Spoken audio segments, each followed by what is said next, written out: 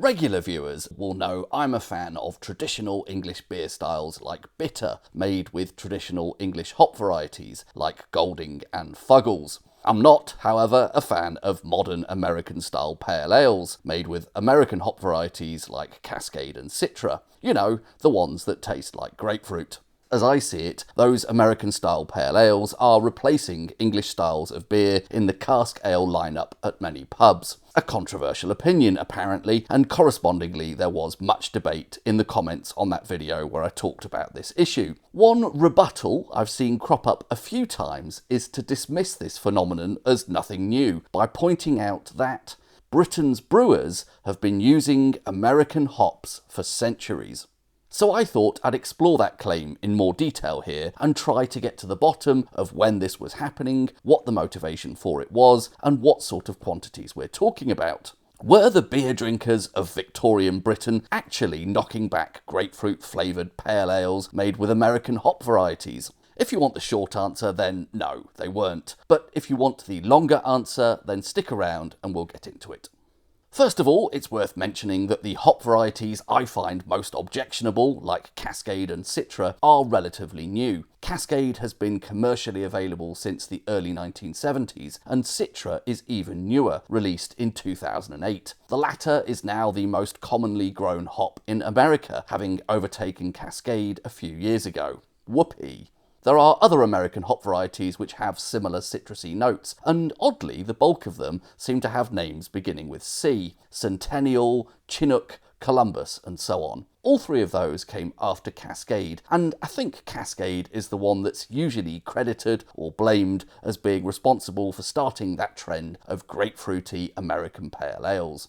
So I think it's fair to say that style of hop, and the style of beer it helped to create, doesn't go back any earlier than the 1970s. Thus, when Britain was importing American hops prior to that, they would not have been like those varieties we most associate with America today.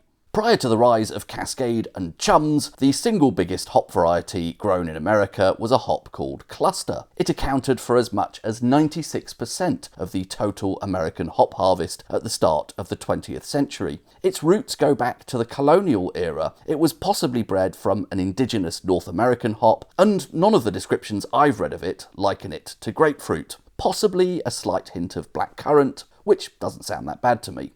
How prevalent were American hops in British brewing then? For the first half of the 19th century, the vast majority of hops used in Britain were still grown domestically. We have records for this thanks to the report from the Parliamentary Select Committee on Hop Duties in 1857. Beer historian Ron Pattinson unearthed this for an article he wrote on the subject, and in another article he lined up figures for hop imports with estimates for domestic production. I'll put links to those articles in the description. So thanks to Ron, we can put these numbers in context. For most of this period, imported hops would have constituted less than 5% of the total consumption in Britain, with just one or two exceptions, a spike here in 1818, for example. Presumably there was a bad harvest in Britain around that time. From the 1850s, as brewing in Britain expanded significantly, domestic hop production could not fully meet the demand. For the remainder of the 19th century, in a typical year, about 2/3 of the hops used would be British grown versus about 1/3 imported.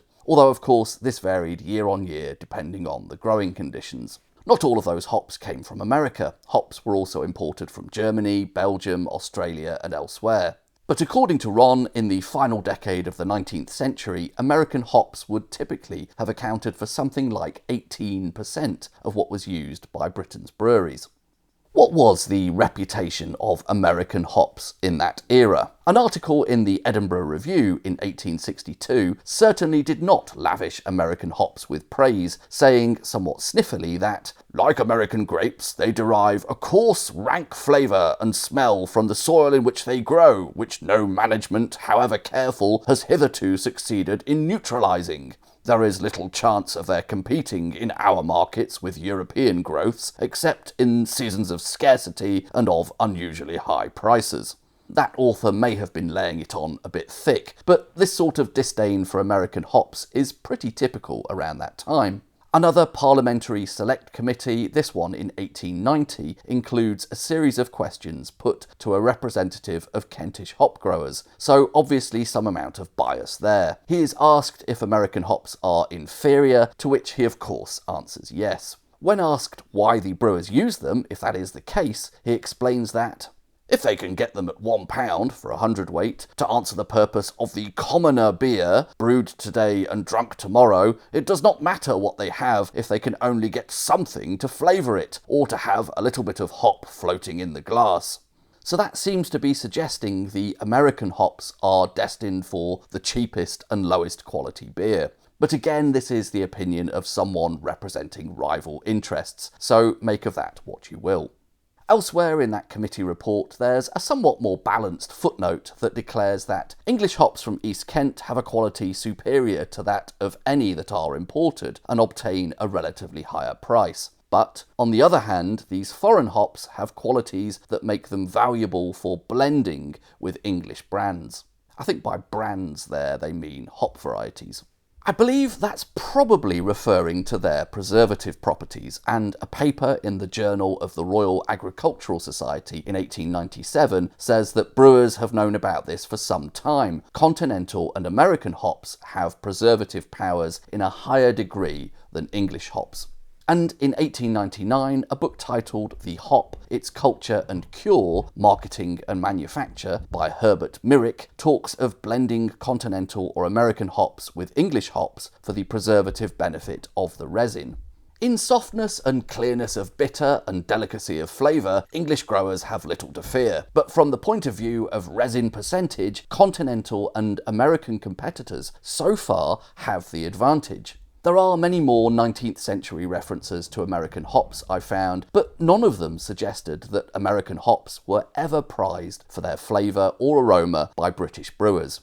Consistently, they preferred our domestic hops for that. However, imported American hops did serve three purposes in this era. Firstly, as a fallback given the variability of the domestic hop supply. Secondly, cost saving, for at least some period of time imported hops were cheaper. Thirdly, for that preservative benefit. But it seems when brewers used them for any of these reasons, it was typically as part of a blend, still relying on English hops for flavour and aroma.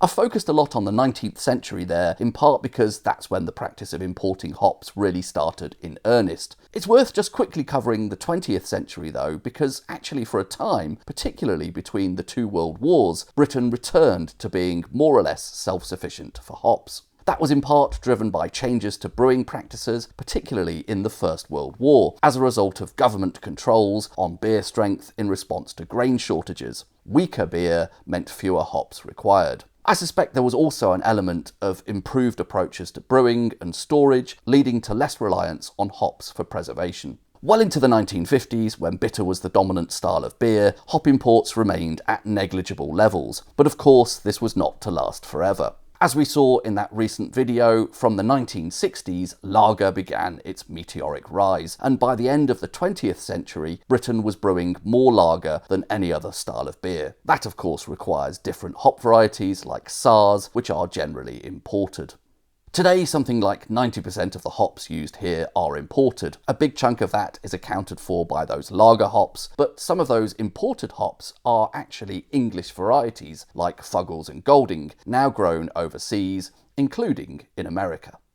In conclusion, yes, we've seen that imported American hops were used in Britain's breweries a couple of centuries back, particularly towards the end of the 19th century, but it was in a background role, either as a cost-cutting measure or for technical reasons due to their preservative qualities. Sometimes it was a fallback for when there were shortages of English hops, which were always the preferred choice. And when these American hops were used, it seemed to be typically in a blend, with the key flavours and aromas still being defined by the English hops. Throughout the 19th century and for most of the 20th century, British brewers did not consider American hops desirable for the way they taste or smell, nor was their presence ever a selling point for the finished product. That's something which didn't start to happen here in any significant way until the 21st century, with the rise of those American-style pale ales. Thanks for watching.